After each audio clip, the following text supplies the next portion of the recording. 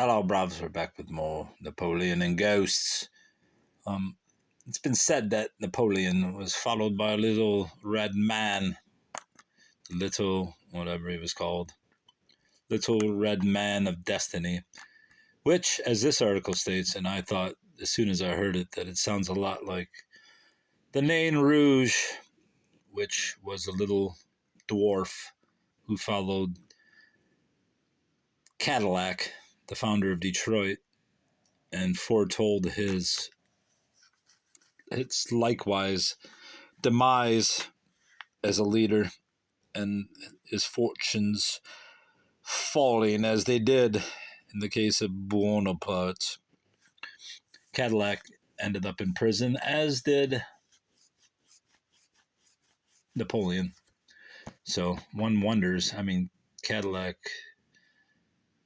was a century before, came to power a century before Napoleon did, mind you, in the United States, but they were both obviously French, and so that bears mention in the litany of Napoleon's ghosts. Napoleon's Ghost, Stories of Two Strange Apparitions a Century Ago. This is from the New York Herald, March 22nd, 1921.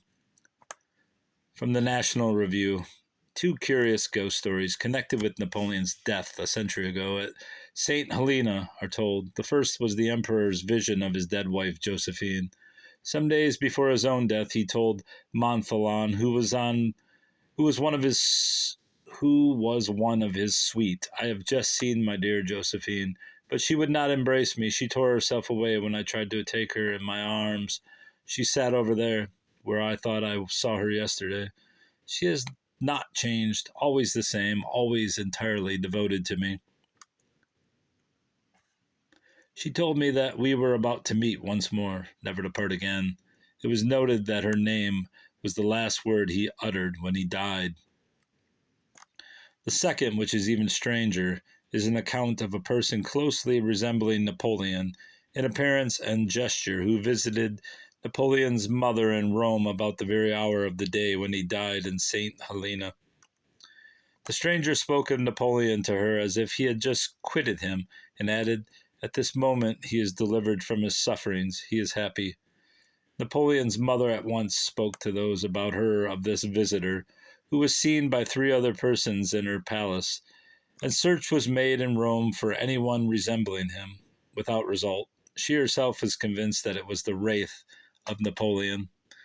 There was nothing terrifying in the vision, if it was a vision, but on the contrary, it produced in her a kind of ecstasy.